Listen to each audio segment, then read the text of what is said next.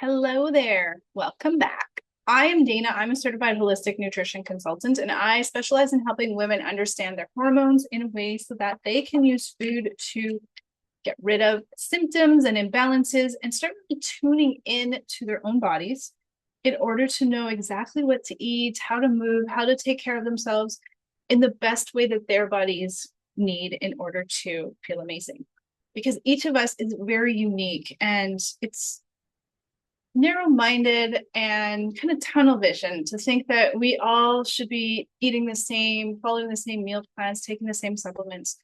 And this is why a lot of women are struggling with hormonal issues, even though they're doing so much for themselves by taking their supplements and eating healthy, eating at home, and cooking. It's not your fault if things aren't working at all. It's just that we have been conditioned to believe that nutrition is simple. It's just eating good, clean, healthy foods and following a generic set of guidelines. Now, you may or may not consider yourself in perimenopause, and you may or may not think right now that you have hormonal issues. And if that's the case, maybe you're just watching this out of curiosity. But I want to share something that might completely change how you do think about your health in perimenopause. So, perimenopause is the 10 to 12 years before you hit full menopause. Like I said in the last video, menopause officially happens when you have gone one full calendar year without a period. On average, women seem to hit menopause around age 55, give or take a few years. I've spoken to a lot of women, and when I bring up the concept of perimenopause, they are very adamant that they are not in perimenopause because they don't have any of the obvious symptoms that we have come to know and love as hormonal change symptoms, like hot flashes, weight gain, heavy periods, painful periods, night sweats, more anxiety and worry. Now, there is a belief that can keep you stuck or actually become a problem for you in the future if you aren't aware of what perimenopause actually all entails. And it's a belief that if I don't have those symptoms, my hormones are just fine. So the spoiler alert for today is that that is actually a lie, and it's one that can lead to really big problems down the road. I started getting ahead of my hormones at age 35, so 11 years ago, because I went off the pill and I was hit with horrible, mortifying post-birth control pill cystic acne. That nothing that had kind of worked for my regular acne touched. Everything I tried made it worse. And it was embarrassing. I quit all of my hobbies, all of my extracurricular activities. I wanted to quit my job. It was awful. That's when I started working on hormones from a deeper internal level. And that's when I finally started to feel my symptoms that I didn't even really pay attention to, thinking they were just normal, start to go away, like the brain fog, the weight that I struggled with all my life, cravings for food, hunger that I did not even recognize because I'd just eaten and all of a sudden I was starving again. My mood swings, my constant anger, my negativity, and my inability to handle stress. I was just like that puddle on the floor at the smallest little stressor, like a small incremental increase in my rooms. Now, you might feel fine today, and that's cool. It's awesome. I love that for you. But what if I told you that little signs like struggling to fall asleep, maybe occasional sugar cravings, a sweet tooth, or constipation, these are actually your body's early signs of perimenopause. When you think about hormonal issues, what comes to mind first? I listed a few symptoms. It's like hot flashes, night sweats, mood swings, right? These are the big obvious symptoms that probably your mom or your aunt, your older sister has talked about. But these are not the whole story. These tend to show up as like the big wow, like, okay, things have been simmering under the surface for a while and boom, now I'm hit with the worst of the worst. We have to take a step back and start listening to the whispers. They often whisper before they shout. If you ignore those whispers from your hormones, those subtle signs that your body gives you as it's changing, you're setting yourself up for a much louder, more disruptive wake up call later. Maybe you've heard of women or read about women who say, like, perimenopause kicked my butt and just took me down. with all the love, those are the women that probably had a lot of whispers happening over the past 10, 15 years that they didn't pay any attention to because no one taught them what to look for or why. So let's change that. So a little bit about me.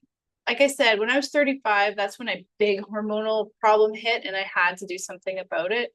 But I do remember between the ages of about 30 and 35, I was starting to feel frustrated. I have chronic fatigue syndrome and I struggled with that from age 12 to 36, 37.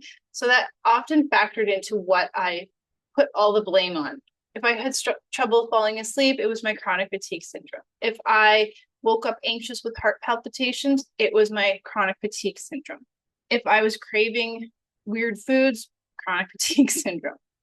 But looking back now on all this, it was between around 30 and 35 when I was going about my life, like thinking everything was fine aside from my chronic fatigue. And I started to really struggle with sleep. I had a lot of insomnia problems. I had weight issues. And I wake up in the middle of the night around like 3 and be wide awake for the rest of the night. It was so frustrating.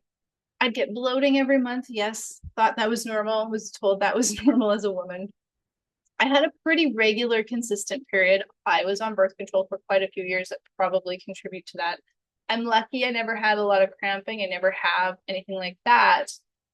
But I had serious PMS where I was crying hard for the week leading up to it, or I would just snap and be so angry at everyone. Looking back, all those little things, these were signs of a hormonal imbalance brewing to the surface. I brushed them off because they didn't seem serious. Everybody had normalized them and nobody had any answers. So when I was 35 and went off birth control, I got blasted with a huge hormonal issue. My acne was always a hormonal issue, even back to the time it first started when I was 12. I also was hit a few times with fatigue after I thought I had gotten rid of my chronic fatigue. That was hormonal. That was me not living in alignment with my hormonal needs, ignoring the whispers. I had some weight gain fluctuations through there. I had struggled with sadness and mood problems and brain fog and random aches and pains that now I know going back are more likely related to my hormones than the chronic fatigue.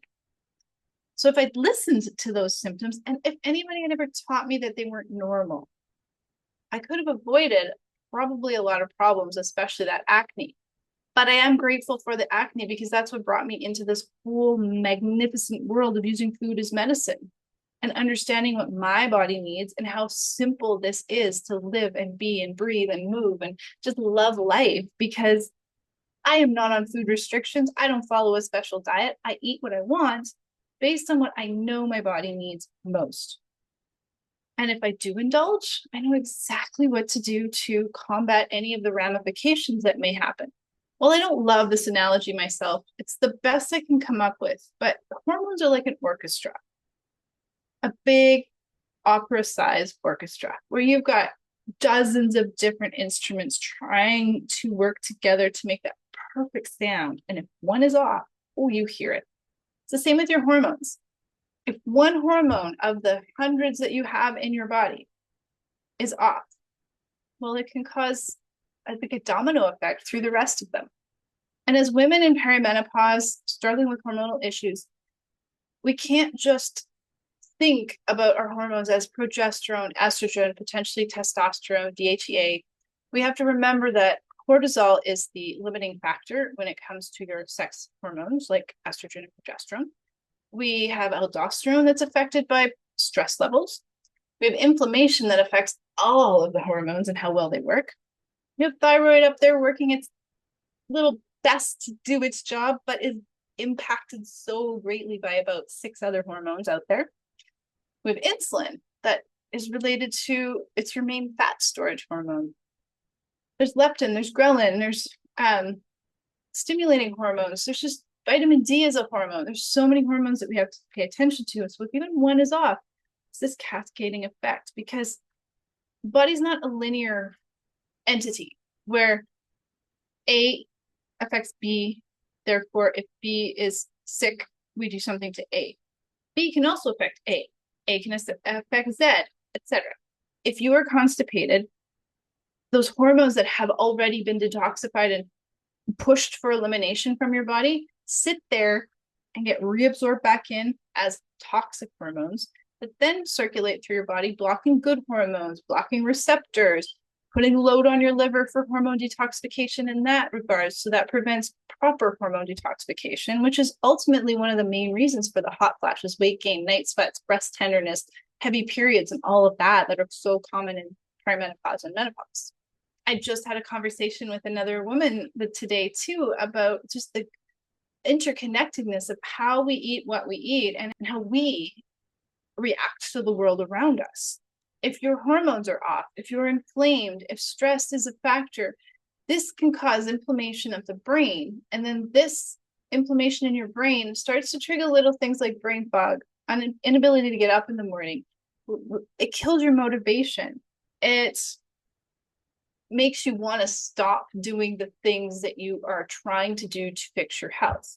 Whereas if you tame that inflammation and calm the hormones, it's just easy to jump out of bed in the morning and go work out, or pop into the kitchen and make yourself a quick, easy, simple, healthy, hormone-friendly breakfast rather than, pulling out the cereal and the milk.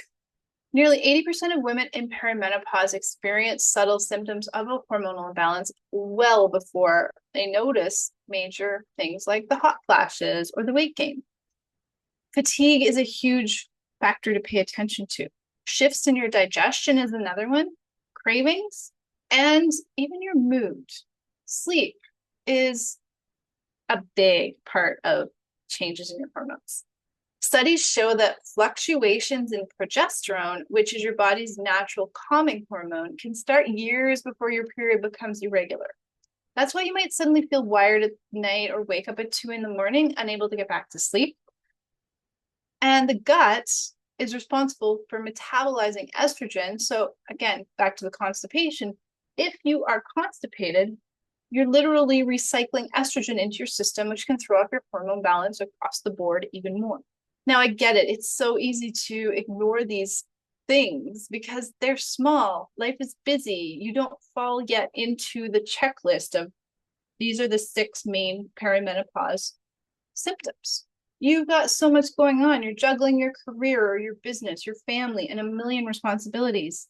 And it's a lot. I know that it's a lot to just stop and Google search your cravings or those aches and pains, because you end up in a rabbit hole. And usually you end up with a worst case scenario blog post about something that scares the out of you.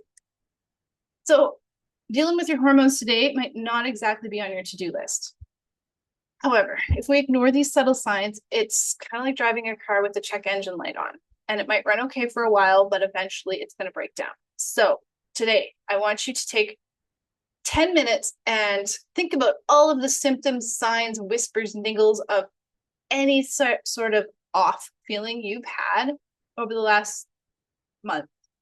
Write them down and just take a look. Could any of these be hormonal? Chances are they are, because most of the symptoms we feel are hormonal. In my world, these symptoms pop up because we aren't getting enough of the right fuel or nutrients into the body in order to keep those hormones balanced. Stress is not just balanced by stress management, relaxation, nervous system regulation, but rather really enforced by proper nutrition. A lot of the diet plans out there and the diet advice that my clients are given, especially in perimenopause years, is counterintuitive to what they actually need in order to maintain and regulate and balance those hormones. So start by paying attention. That's the first step. Pay attention to cravings, how well you're sleeping, how much energy you have, how much motivation you have to keep doing your healthy checklist. The second thing I want you to do today is to stop chasing the quick fixes, because your body isn't broken and it's unique. You don't need to overhaul everything overnight. In fact, this is the worst thing you can do for yourself. But you do need to address the root causes of your symptoms before they turn into bigger issues. And that's where I come in.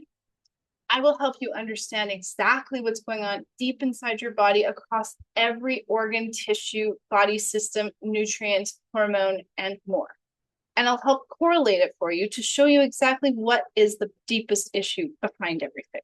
Every single client that I've worked with, and it's been dozens, has 1 to 2 main deeper root causes that nobody has ever identified for her. And when she knows that root cause, and we have a plan for her to fuel that root cause and make sure that we are reversing the problem and giving her body everything it needs to tame that problem, within sometimes weeks, usually a couple months to be realistic, within months, not just her main hormonal imbalance symptoms go away, but all of these other little niggling health issues, this feeling of off that she really wasn't paying attention to, suddenly just disappear. And because I help her understand what her body needs and listen to her body. What is your body telling you? Those cravings, this is what that means. She then goes out into the world on her own after the fact with so much more clarity that she doesn't need to fall on the quick fixes or get back on the horse or however you want to define it. There are no more cheat days. There's no more major food restrictions. She just simply learns how to eat for her body, and it opens up a world of food opportunities for her. So, question for you today: what's one thing your body has been whispering to you that you've been ignoring? And what would happen if you leaned in and started listening instead of brushing it off? If this resonates with you, I would love to help you decode your body's messages and take action before these whispers do turn into the shouts. You can book a holistic hormone root cause evaluation with me, and we will uncover your root cause and create a nutrition plan that works for you, your taste, your lifestyle, your family, all of that that's important to you, and just give you more foods to add to your body, because I feel like that is the most important piece of this nutrition and using food as medicine, is that we've been conditioned to take away so many foods. All the food lists are like, don't eat this, don't eat that, that's bad. More people need more food added to their food list than taken away. So if you're interested in that, you can book that below in the comments. And if you have any questions, you can find me on my Instagram. I'll post that below in the comments as well. And I look forward to hearing more from you and helping you out.